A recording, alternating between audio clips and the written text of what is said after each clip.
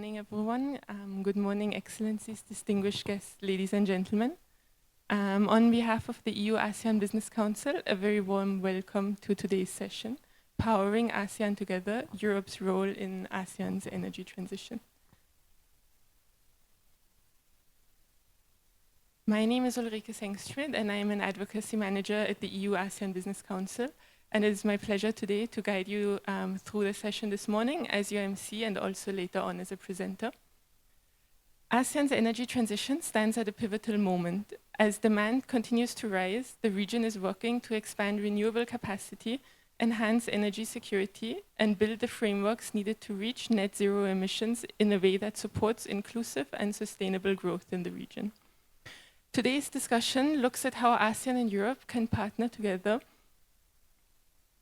to make that transition faster and more effective, how we can bring together policy, investment and technology to deliver on shared climate and development goals. It will explore Europe's support for ASEAN, both institutionally, through cooperation mechanisms such as the EU's Global Gateway, and through the private sector, drawing on the investment, innovation and technical expertise of European companies that are active across the region. We are honored to have with us today His Excellency Sujiro, Ambassador of the European Union to ASEAN, and Mr. Peteris Ustubs, Director for Asia and the Pacific at the Directorate General International Partnerships at the European Commission.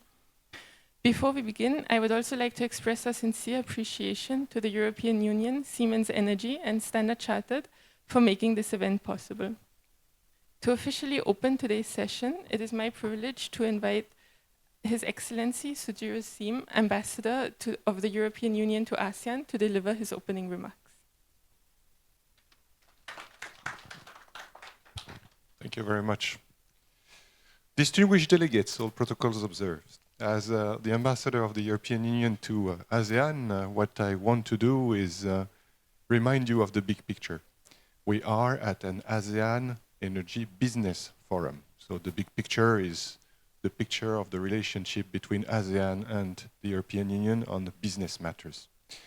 And what I want to say is that at a time when some major players of the international trade and investment system decide to resort to unilateral actions, and you all know whom I refer to, regions like ASEAN and the European Union have to work closer together, because we still believe in multilateral rule-based order, and we still believe in the merits of cooperation and not confrontation. It is very clear from our trade and investment relationship. We had a plan, and there is no reason to change this plan because it is a good plan. Our plan is to achieve a region-to-region free trade agreement in the long term and use bilateral free trade agreements with ASEAN member states as building blocks towards this objective, while we also focus on three issues of common interest: the digital transition, economic services and technologies, and the resilience of value chains. Commissioner Sengstschmid, the European Commissioner for Trade, was in town a month ago for the ASEAN Economic Ministers consultation with the European Trade Commissioner, and he came with this very clear message that the European Union is willing to respond to the desire of ASEAN to engage more with us, and also that we are at a very good juncture in our relation with the recent conclusion of the Comprehensive Economic Partnership Agreement with Indonesia and the European Union. That gives the signal for ongoing negotiations that it is possible to move forward and make decisive progress before the 50th anniversary of the ASEAN-European Union Dialogue Partnership in 2027. This is the ASEAN Energy Business Forum. So my second point is to focus a little bit on the energy cooperation between ASEAN and the European Union. This cooperation takes place in the context of the annual high-level dialogue on energy between ASEAN and the European Union. We meet at a senior official level to discuss recent trends on the energy market, both in the European Union and ASEAN, and to agree on a work program where we see a mutual benefit in cooperation between ASEAN and the European Union. This work program comprises 3 points. The first one is on energy markets. The second one is on energy transition. And the last one is on energy security. All these topics are highly relevant, of course, for the European Union, where we had to diversify our supply because of the illegal war of aggression of Russia against Ukraine. But the same concern exists in ASEAN, where they would like to diversify and secure their supply. What I hear very much in this high-level dialogue on energy between ASEAN and the European Union is the expectation expressed by our ASEAN partners that the European Union could assist in 3 specific areas. First, on technologies. Second, on investment. And 3, on sharing our experience of managing our energy market, which is a very integrated energy market. With the European Union, we have the tools and instruments to assist on these 3 topics. On technologies, we will have to partner with you, the private sector, because the technologies will come from the private sector, even though we can finance long-term public research projects, especially through Horizon Europe, which is the single best funded public research project in the world. On investment, we will have to work on public-private partnerships. We will have private investment, and we will accompany and support this private investment with the tools available to us, especially in the context of Global Gateway. But Peteris will share everything you want to know about Global Gateway because he's our expert on the matter. And finally, on lessons learned from our experience, the good lessons, because we have a very integrated market and power grid, but also the challenges. You also the shutdown which happened in some parts of Europe because of some external interference. I think we have to continue the dialogue. In conclusion, I would like to add my thanks to the organizers of this particular parallel session, those who made it possible, the European Union ASEAN Business Council, our friends at the ASEAN Center for Energy and at the ASEAN Secretariat as well. I wish you a fruitful discussion. You're not so many in the room, so take it as an opportunity to engage directly with the panelists. Thank you.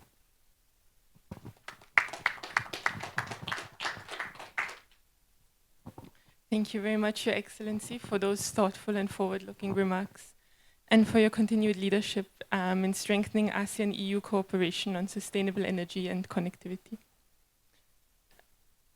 I now have the pleasure of delivering the presentation, which also marks the official launch of the EU-ASEAN Business Council's latest policy report on the ASEAN energy transition.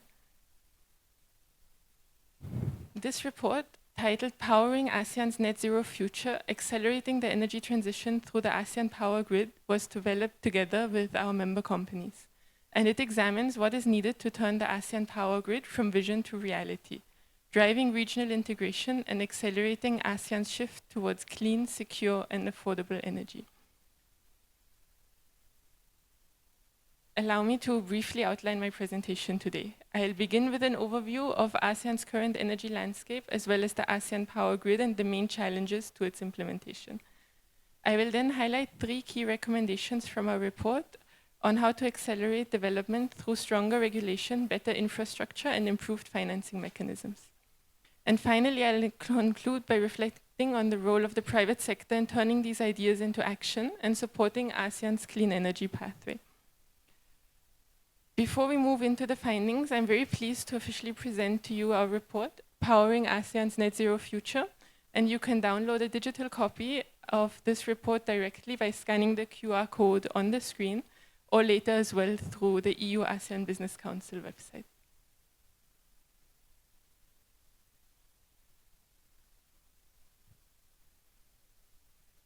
Let's start with where we are at today.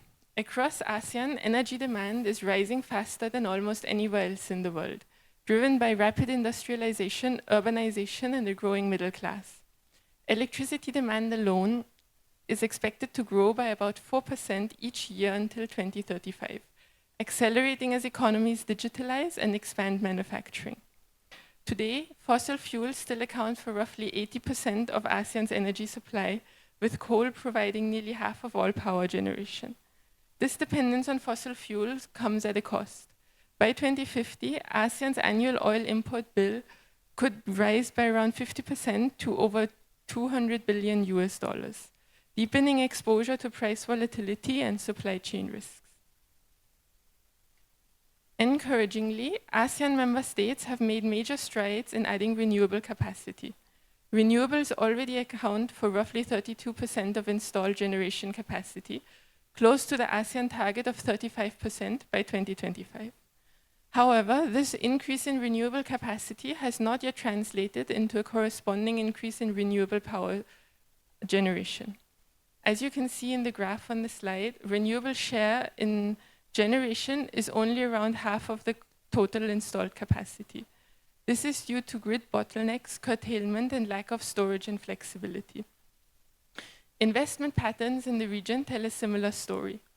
ASEAN attracted around $47 billion US in clean energy investment in 2025 alone, with 3/4 of this coming from the private sector.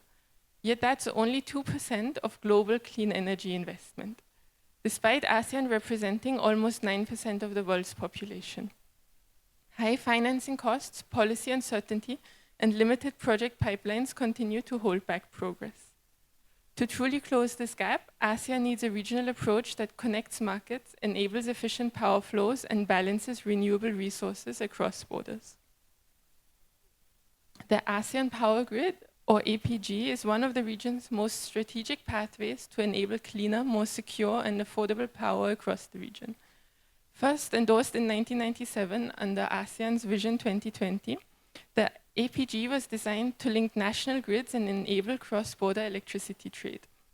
Since then, it has evolved from a series of bilateral links into a long-term plan for regional integration by 2045.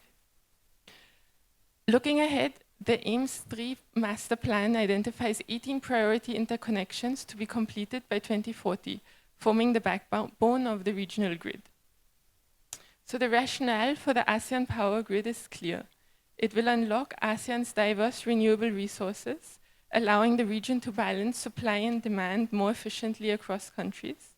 It will lower overall system costs by up to 12% through shared reserves and coordinated investments. And it will strengthen energy security and resilience, reducing fossil fuel dependence and exposure to global price volatility. While the strategic case for the ASEAN Power Grid is clear, progress has been slowed by 3 interconnected challenges. First is regulatory and market fragmentation. Countries in the region operate with different grid codes, technical standards, and dispatch rules, making cross-border integration complex. Unclear wheeling and settlement frameworks raise transaction costs, while fossil fuel subsidies continue to distort markets. Political sensitivities around energy sovereignty and pricing also make it harder to move from bilateral links to a fully regional integrated market. Second, infrastructure and system integration gaps persist. Although several interconnections exist, transfer capacity remains limited and project permitting can be slow and inconsistent. Technical interoperability issues also persist, and grid development has not always kept pace with renewable build-out. And third, there continue to be financing and investment barriers. The cost of capital remains high, and too few bankable projects are ready for financing. The absence of effective de-risking tools and fragmented public-private responsibilities make it difficult to attract large-scale grid investment. To overcome these challenges, our report sets out 3 recommendations on regulation, infrastructure, and finance. So first, and the most foundational step, we argue for building an enabling regulatory environment. A clear, aligned, and predictable regulatory framework across the region is the cornerstone of a functioning regional power market and of the ASEAN Power Grid. That means, first of all, harmonizing grid codes and trading rules so that power can move freely and safely between countries. Second, governments need to clarify wheeling and settlement frameworks or the rules on that determine how electricity flows are priced, accounted for, and paid. Third, ASEAN should strengthen regional coordination mechanisms particularly the institutions that can oversee system planning, data exchange, and market development. And finally, reforming price signals, for example, through gradually phasing out fossil fuel subsidies, are crucial to level the playing field. Our second recommendation focuses on developing the physical and digital infrastructure for the ASEAN power grid. First, the region needs to invest in regional data sharing and forecasting systems, such as common data platforms that can give grid operators real-time visibility of power flows and renewable energy generation. Second, governments should fast-track the interconnection projects identified under the AIMS-3 study and operationalize the proposed ASEAN power grid financing facility. Third, the report recommends prioritizing near-term, short to medium-distance interconnection expansion while reserving scarce and costly long-distance and subsea cable capacity for strategically important links. Fourth, we call for the creation of clear frameworks for storage and flexibility resources, such as batteries and demand response systems. And fifth, it will be critical to coordinate regional planning for renewable use and exports, ensuring that the new renewable capacity is developed in step with grid connections and demand centers. And finally, streamlining permitting and land acquisition processes can also dramatically shorten project timelines and reduce uncertainty for investors. Our third recommendation focuses on unlocking financing and investment. The key is to make grid and renewable energy investments viable, predictable, and attractive for both domestic and international financiers. First, ASEAN governments and regional institutions should publish transparent and standardized project pipelines, which would give investors visibility on upcoming interconnection and grid projects, helping them to plan ahead and mobilize finance more efficiently. Second, there's a need to expand blended finance and risk-sharing mechanisms. Additionally, the proposed ASEAN power grid financing facility could also play a central role in this, combining public, private, and development finance to bring large-scale projects to life. Third, ASEAN should develop regional public-private partnership models for interconnections. Standardizing contract templates, tariff structures, and procurement processes across markets will help reduce transaction costs and build investor confidence.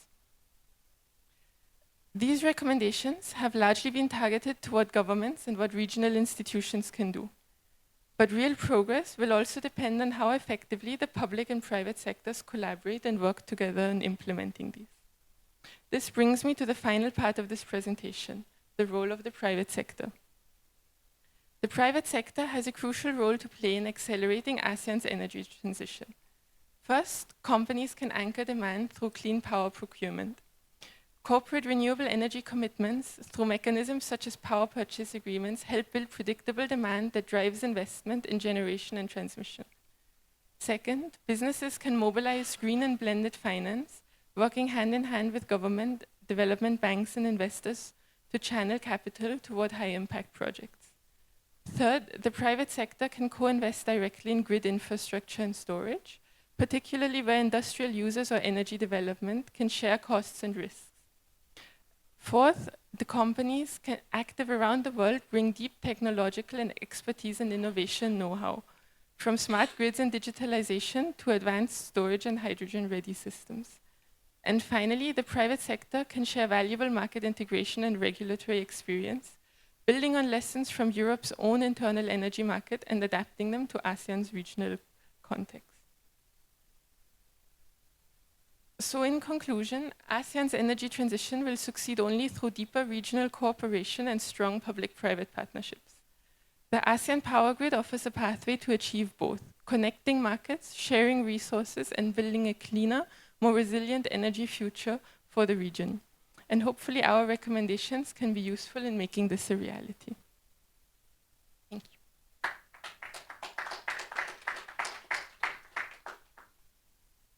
Now, to deepen this conversation, we'll move straight into our panel discussion, where we'll hear insights from both policymakers and the private sector on how Europe and ASEAN can work together to power this energy transition. So for this, it's my honor to invite our distinguished panelists to join me on the stage here. Mr. Peteris Ustubs, Director for Asia and Pacific at the Directorate General for International Partnerships. Mr. Tung Feng, Senior Officer, ASEAN Plan of Action for Energy Cooperation at the ASEAN Center for Energy. Mr. Doni Dono Seputro, CEO Indonesia at Standard Chartered Bank. And Mr. Asli Mohammed, Managing Director Malaysia of Siemens Energy. And also our moderator, Mr. Chris Humphrey, Executive Director of the ASEAN EU Business Council. Thank you, Ulrike. Thank you, gentlemen, for joining us. Sorry, it's an all-male panel-ish. Anyway, we're going to canter through some ideas about how Europe can work with ASEAN to help develop its energy transition and the APG itself. Tung, thank you for stepping in at the last minute, replacing your colleague Benny. He was called away. And I'll commence with you, if you don't mind. ASEAN in general and the member states have set some very ambitious targets to get for renewable energy and energy transition. What do you see as the top priorities to try and accelerate the region's transition, and where do you see the biggest challenges ahead? Yeah. Firstly, thank you very much for having me in this session, and greetings to all of the audience over here, especially to our ambassadors and the esteemed speakers over here. Yeah, so you rightly mentioned we have been setting a very ambitious target for our region on the 16th, which is yesterday, where we have the 43rd RMM, where we endorse regional target for the next 5 years together with our new Plan of Action for Energy Cooperation, 26 to 2030. We set ourselves the target of 30% of the renewable energy in the total primary energy supply, which is a step up from what we set ourselves during this particular period. We see there are a lot of different action that we need to take from the renewable energy development side as well as from the APG. And those two alone are coming like a big topic themselves. So maybe I can try to maybe highlight a few direction that we have. Maybe going first to the topic of the year, which is APG. Everyone is talking about APG. Even some of our partner that never worked with APG before, and they starting to ask us, by the way, how about the APG progress, right? We are happy to announce that starting from today, we are going to assume a bit more responsibility into the APG of the region. We're going to be the APG Secretariat, going to spearhead a lot of challenges that are being mentioned in the previous slide. We're talking about development of the market. We're talking about infrastructure, also on the financing. So on those three key areas, we're going to lead the discussion, implementation with different partners, be that the dialogue partner, international organization, or even from the private sector. On the renewable energy side, we have completed and going to launch today what we call the renewable energy long-term roadmap, which is the outlook that we just finished and being endorsed by the minister, in which we charted out the different scenario on how the region going to integrate the renewable energy inside. So in each scenario, there's a common theme that we cannot do just renewable energy alone. We have to do it together with the APG. And there could be a different level of integration between the two, and also the level of development of the APG in order to bring out the most impact of the renewable energy into the region. And do you want Europe's help? Sorry? You want Europe's help in this? I won't put you on the spot. Peteris, you're visiting here from Brussels. You're looking after international partnerships for Asia for the Commission. So you can just give us a quick overview about how important ASEAN's energy transition is to the EU's broader partnership, and maybe extend that to look about how the EU can best support ASEAN going forward. Chris, first of all, thank you very much for organizing this session and associating us with the work. First of all, we see strong political will, the ASEAN, to move forward with the ASEAN Power Grid, APG. And therefore, I think it is also in our interest, and I will explain why, to come up and support as much as we can ASEAN in those efforts undertaken in the regional level. First of all, because of very simple reason that our strategy, partnership strategy, global gateway strategy, goes hand in hand and supports exactly the same priorities what ASEAN is putting forward from their side. Therefore, it's a good match what ASEAN is looking forward to and what the global gateway we can bring and do in the region. That is one. Secondly, as already explained, APG will go hand in hand with the green energy transition.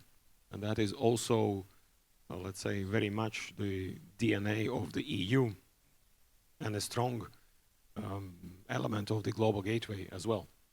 So that is another element why APG is very interesting for us, very interesting for European support, and we are looking forward to bring in different ways how we can do it.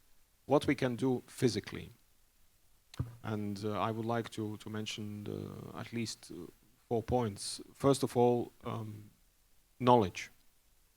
As already underlined by Sujiro at the opening, we have in Europe experience of at least 3 decades of integrating European energy market. It was not happening overnight. It happened rather over a long time. It was increased, growing gradually. It has different regions, but still it is integrated. So therefore, we have a knowledge what we are ready to share.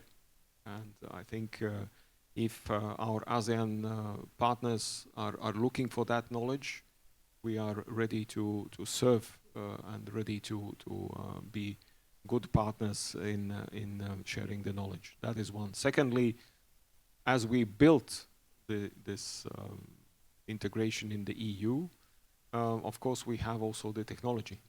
We know that technology will be required, and there is a lot of technology of different types which might be useful once the APG is starting to step up. That is the second point. Thirdly, it goes together, the experience, good and bad. And I think for friends, it's good to share good and bad experiences. And last but not least, none of that is coming free of charge. It will be investments what will be required. And there again, the EU is ready to explore all the instruments we have in order to support ASEAN efforts and then moving forward with the integration of the APG. We done already the first steps in order to say that this is not just a lip service. Last week we hosted the Global Gateway Forum in Brussels, where European development banks, together with Asia Development Bank, signed the declaration of intent on support to the APG. So yes, it is a small step, but it is demonstrating our interest, our readiness to work very, very closely with ADB, who will be in the leading role for, let's say, putting together the implementation and financial plans for different projects. This is not all. We are looking forward to support ACE as much as we can. Secondly, it was also referred in the presentation.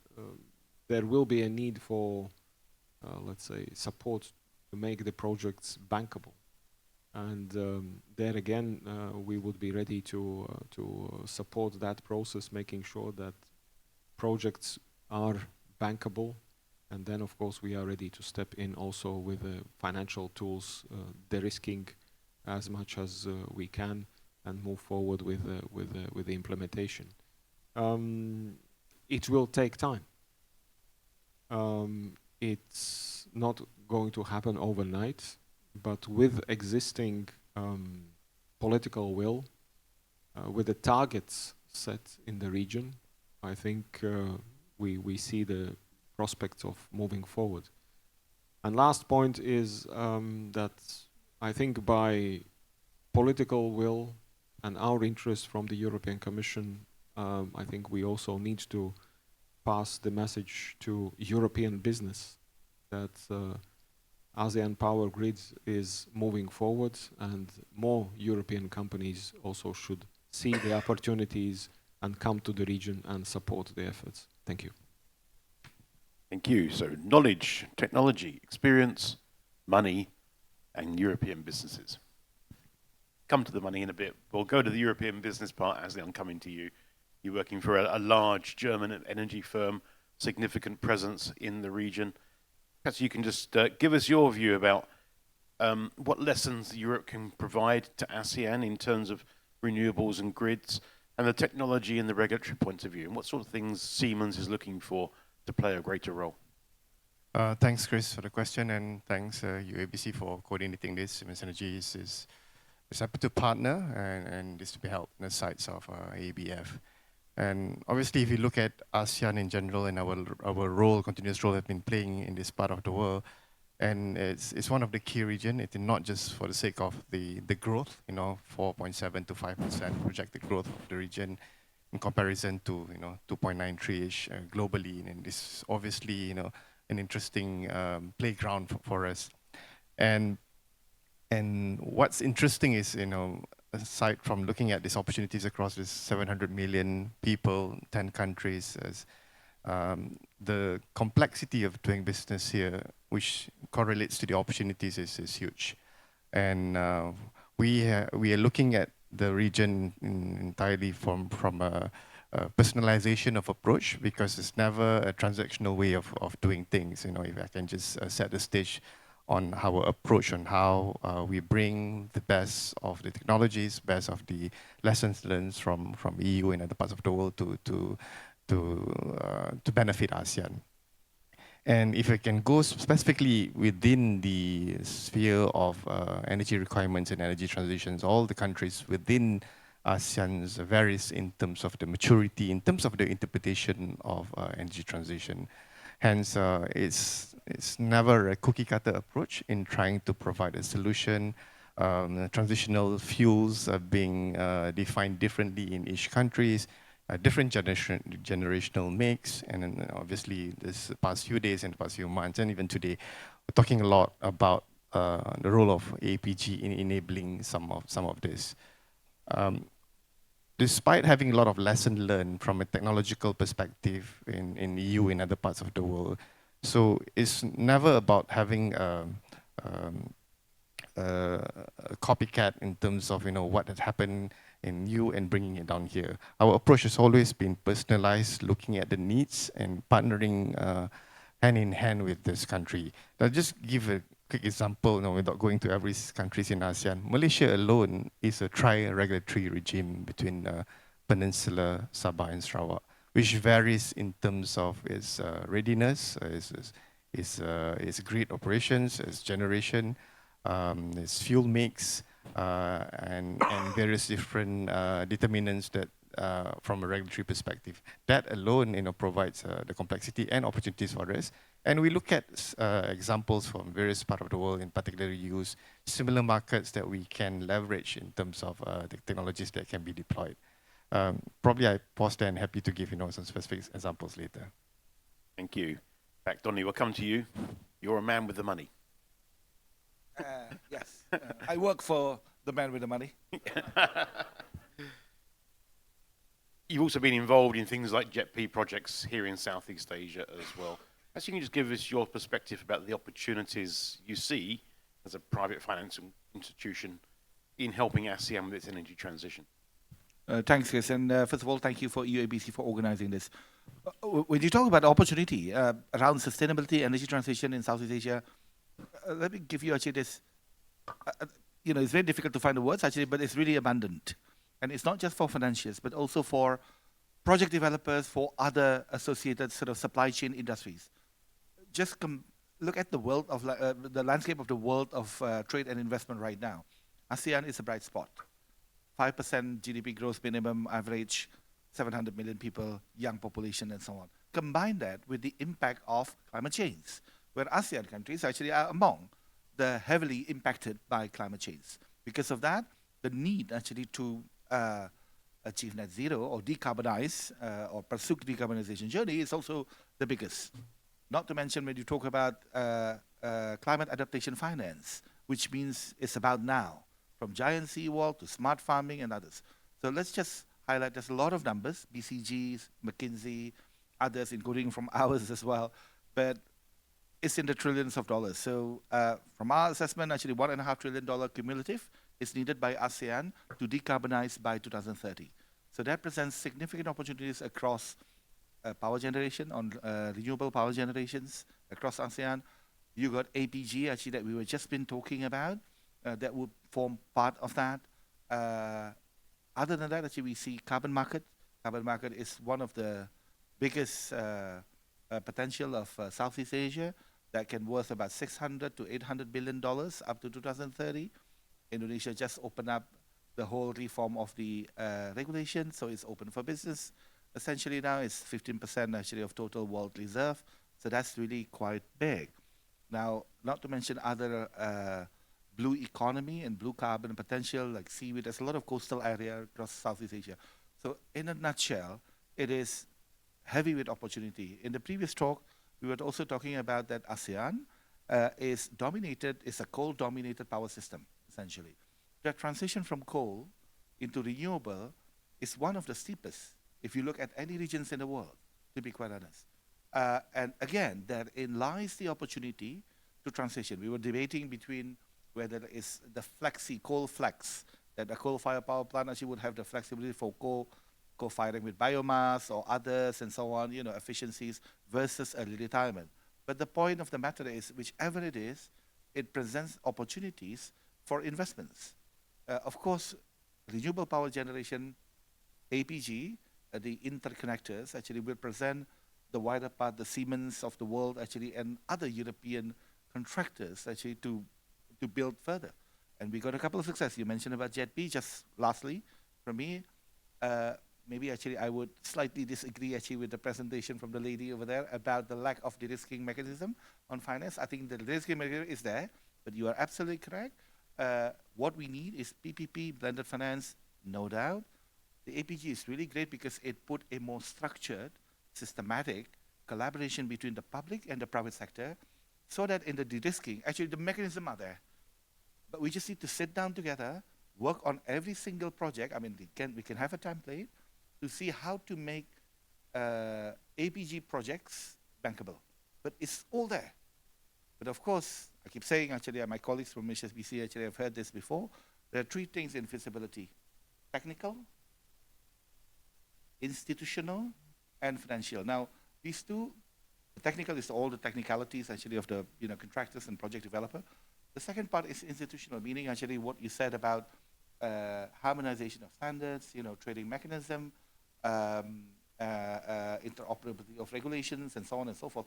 That needs to be put in place first. Then the financing actually becomes really, I wouldn't say quite easy, but very doable. Particularly together with the MDBs, DFIs, ECAs. We have done that in Laos, and this is about 10 years ago. In Laos, we structured a financing, $1.4 billion for 1 gigawatt hydro projects to be sold with transmission all the way from Laos to Thailand. Now, the off-taker is two parts. The Thai Electricity Generating Authority of Thailand, EGAT, and the Lao Electricity Lao Agency. The problem is actually, of course, Thailand is an investment grade. Lao is sub-investment grade. So one is bankable, the PPA, the other one not bankable. So you need actually to put in a lot more others. So this is a super collaborative because we got ADB, World Bank there providing political guarantee. You got all the, sort of Nordic ECAs, coming in actually with all part guarantees, part sort of first loss. It's quite complex, but it's doable. And this is already 10 years ago. I mean, it's nothing new, nothing new. So we can do that, but of course it requires a lot of political will, and it's not as easy as it says because the government actually would have to align the regulation. I think, to me, that's the big part of APG that is needed actually to be accelerated for the government actually collectively to agree on the framework that would allow investments or projects to be bankable and investment to.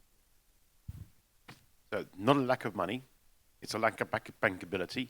So we need to address the institutional and the technical side of life first. Indeed, the money is there. You would agree as well, right? So the two of us actually, the financials actually agree that money is not a problem, actually. It's there, yeah. So Tung, I'll come to you then. How do we address the institutional and the technical side of life? How is ACE working in member states to try and make sure we end up with projects to support the APG that are bankable? Yeah, thank you for your question. I was in your previous session, and it's the second time that I heard from you that financial are there and the risking mechanism are there. So it's very reassuring for me. But I need to go out and make sure that everyone also have the same feeling on this. So we have quite a number of different activities. Part of our stakeholders, we're working with the government side, the ministry, we're working with the utility side, we're working with also the operator, regulator to some extent. So we do have a platform to convene those stakeholders into the conversation. Let's say we have a regular meeting with them, decide on the topic that we want to have as a capacity building, for example. At the higher level, we have what we call the ASEAN Interconnection Master Plan Study, where we just finished the latest leg of studies in which the studies address exactly the all of the area that we are talking about, particularly on the technical side, how to harmonize all of the different variety of grid code, and then when it coming to the trading, what would be some of the, let's say, basic mechanism that we can work together, the level of wheeling charge, for example, or how to provide access for the third party. So those are the all of the conversation that we have.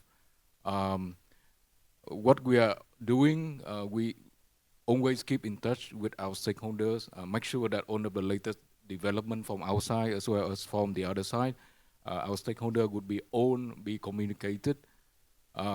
In our later role that I mentioned, being the APG Secretariat, we would be not only the Secretariat of the APG Governing Council, which is what we are doing now, but we will do that also for other stakeholders, including EARN, which is a group of the regulator, HAPOA, and we will channel all of the conversation into one place. And on top of that, probably you're already aware that we have also just a few days ago the launch of the APG financing with the support from the ADB, World Bank, of course, with ACE and ASEC as the other members in that working group, where we would try to address the question on the financing. And that is not the only way to channel the financing into the region. There is just one way, and it happened to be supported by both ADB and World Bank. We will lead later on development of the operation of that group, how we're going to approve on the project itself, the kind of project, to make sure that it will align with our mapping of the APG and align with also the interest and the one of the concern raised by our member state. And you're sure you can get the institutional arrangements between the member states lined up as well? Looking at this year, another thing that we haven't mentioned is by the end of this year, we are expecting to sign what we call the enhanced memorandum of understanding for the APG among all of the countries over here. Yeah, so far I think we already have the very positive response and signature from half of them. So definitely we will get it done. So that will help us with the political will, and that is, I would say, one of the biggest steps that we need to, tackle. So political will, and then we'll go into institutional, technical, and then of course financing, where we start to talk to people with money. Yeah. You're surrounded by people with money. Chris, if I may chip in, it's really enlightening to know that, from a policy standpoint, this is, the harmonization is in place, there's strong willingness from financing standpoint as well, because this is a 20-year-old initiative that, a lot of us in this room has been hearing. But I think this is where, from a technology standpoint, we've been waiting for this to be finalized, because, you talk about the backbone on the implementation of the EPG, the HVDCs, the submarine, the materials. It's not something they can walk next door, once it's finalized, and buy on the spot. And there's a serious material issue, because energy trilemma has become energy quadrilemma now, where the fourth element is supply chain and materials. So I think the faster this could be sorted out, the faster that. And for us, for a technology enabler standpoint, we want to work closely with the ASEAN countries to ensure that fast-tracking some of this enablement of the technology. And we are aware that there's some form of localization being set forth, ASEAN for ASEAN, that could help, enable this much faster. And you're willing to step up. I mean, Siemens has a very serious interest in working with the region on its energy development. Yes. Peteris, Global Gateway. It's not just money, though. There is money within Global Gateway, but it's also about capacity building and knowledge sharing. Can you just give us an oversight of how you see Global Gateway playing a role with ASEAN on its energy transition journey, and then we'll come back to the financial part of it. Yes. As you said, Chris, Global Gateway is not just money. It is not just billions sitting somewhere and then allocated for one or the other purpose.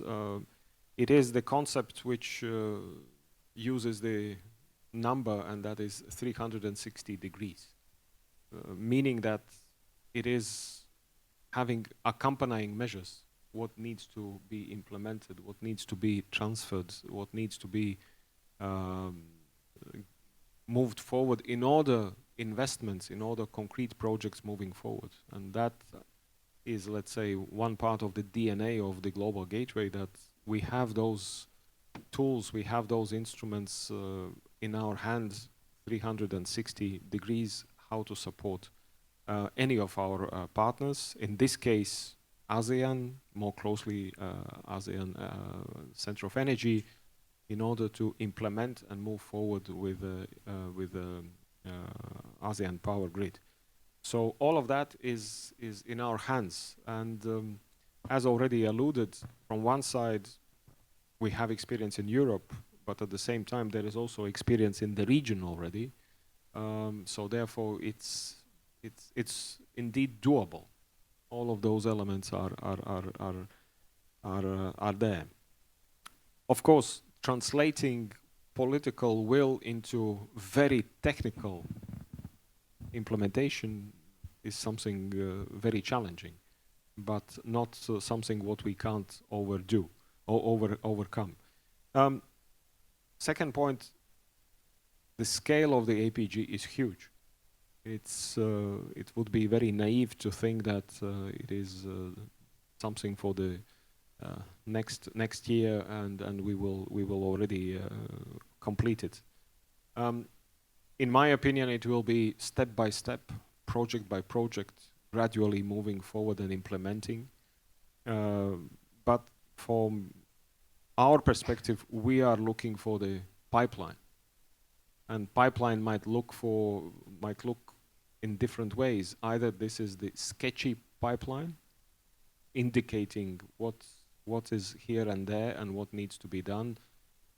Either this is already the transmission lines, interconnectors, or renewable energy, what needs to be put in place and fed, until the, let's say, the pipeline of bankable projects.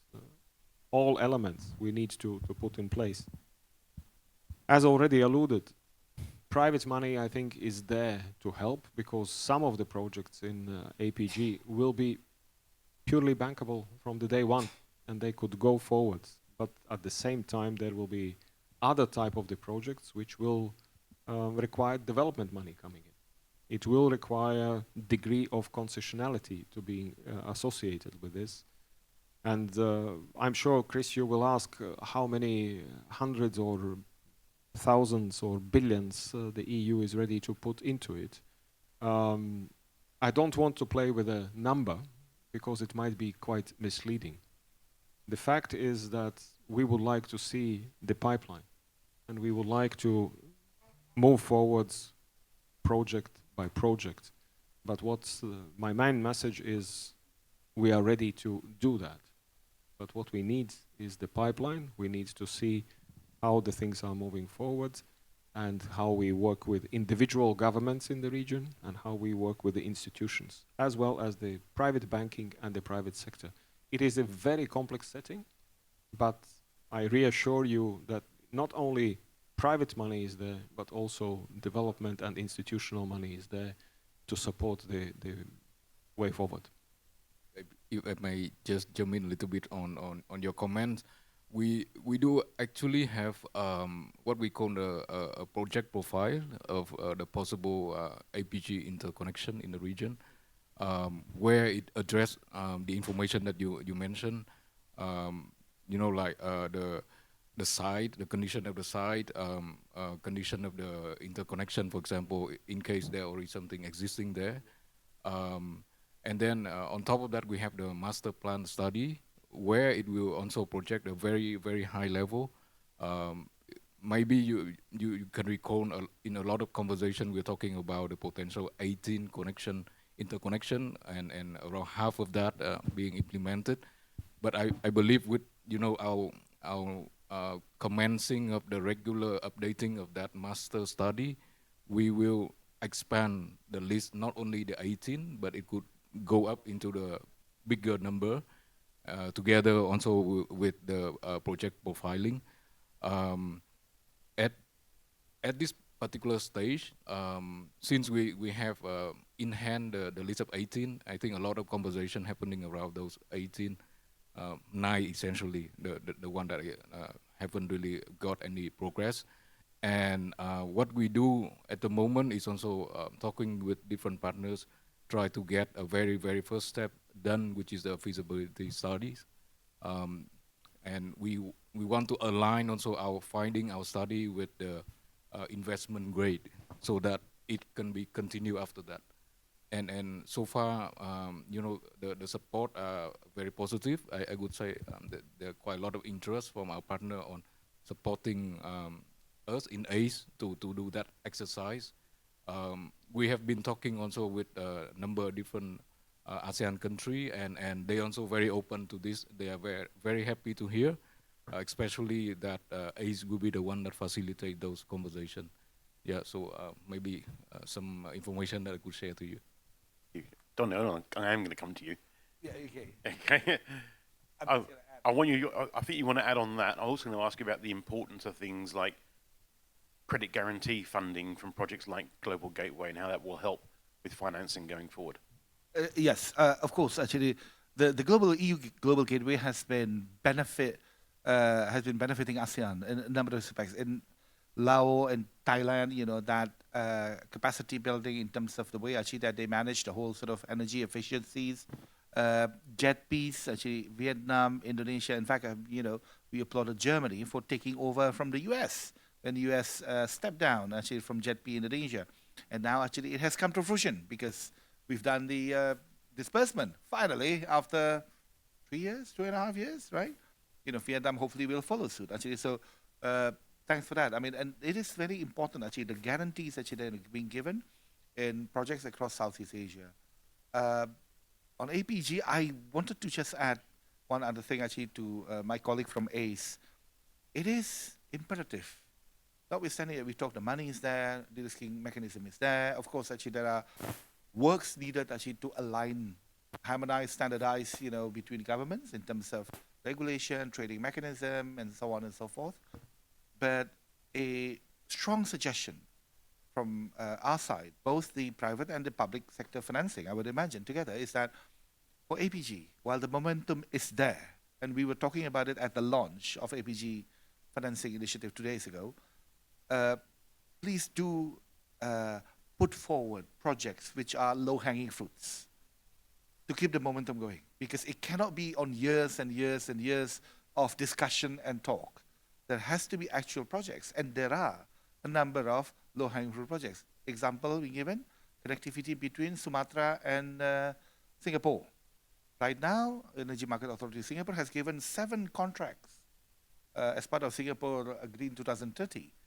And right now, the part from the Indonesia side, it hasn't really been sorted from the export license side of things of the government. I think this is something actually that ACE or APG initiative actually can unlock, because the mandate has been given, feasibility study has been conducted, financing has been structured. It's just a go, with the subsea cable actually from the Riau Islands. And that will become the backbone connectivity. There's a number of connectivities, right, actually, of the project. That would be our strong suggestion. Some of the low-hanging fruits, make it happen, make it a project, and it's also demonstrable actually to others that the momentum is really building. So I think just to highlight that it's very important for ACE to do that. So it doesn't become like JETP that 3 years, people almost given up, but thanks to Germany to finally made the final push for Indonesia. Vietnam is still awaiting for disbursement after quite some time, right? Indonesia had broken ground, if you will, finally. And we were part of that together with DEG and Propaco. So really European consortium actually for that break the ground actually for JETP Indonesia. So that's really that. Excellent. Asli, I'll come to you as an energy company, technology provider. If the money's there, if the programs are there, what's holding back on getting greater progress going forward? And which areas would a company like Siemens like to see the region do more on to help you get more involved?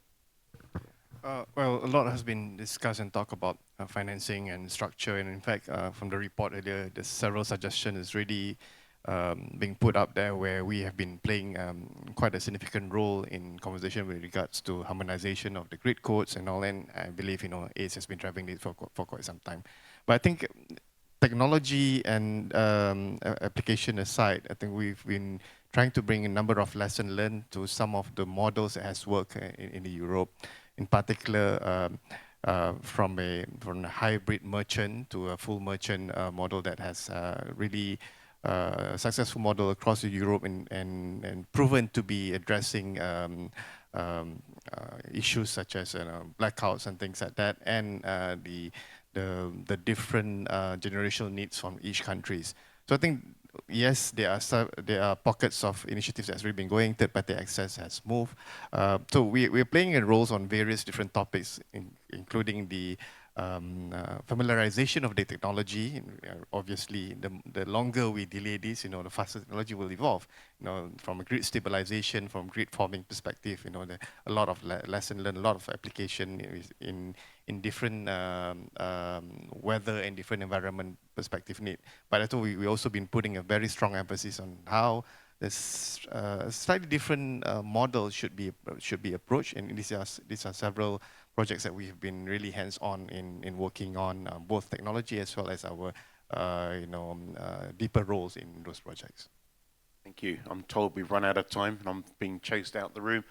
Thank you to my panel. It's clear to me, by the way, that I think in Europe we have the knowledge, we have the technology, we have the experience, without a doubt, we have the money. We just need to learn to play better and smarter with ASEAN and help your own development. Please join me in thanking the panel.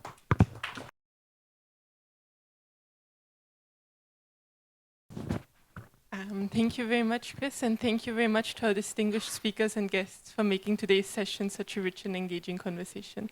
On behalf of the EU-ASEAN Business Council, thank you all for joining us today, and we wish you a pleasant rest of the day and look forward to continuing the conversation. Thank you.